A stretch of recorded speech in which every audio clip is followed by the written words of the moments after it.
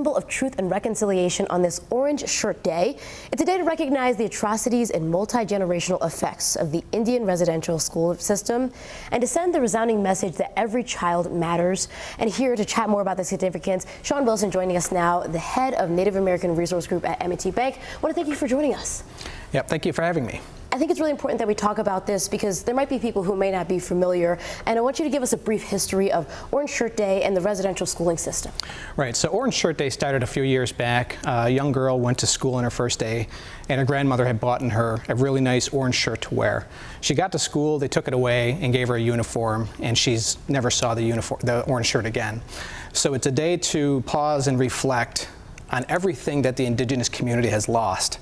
Our land, our language, our culture, and every child matters. That's the main thing, is that we're looking to relearn our culture.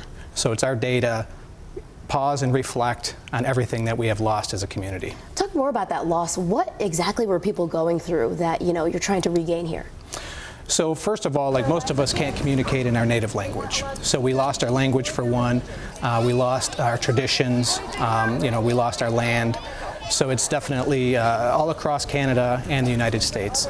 So every child matters. It's a bigger movement on the Canadian side, and we're grateful to see more and more stuff happening here in the States. Yeah, so how is M&T Bank spreading awareness today?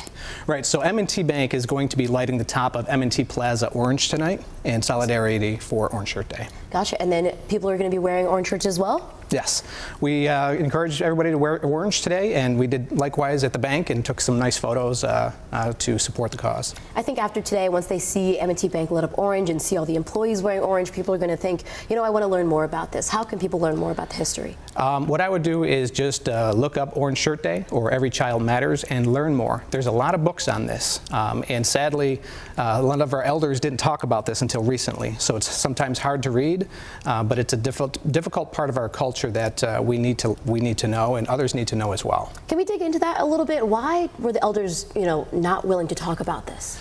It's a very painful journey for most of them, and one of the sad things that came across for me is some of the elders have written books of what they went through in these schools, and a lot of our elders didn't talk about it.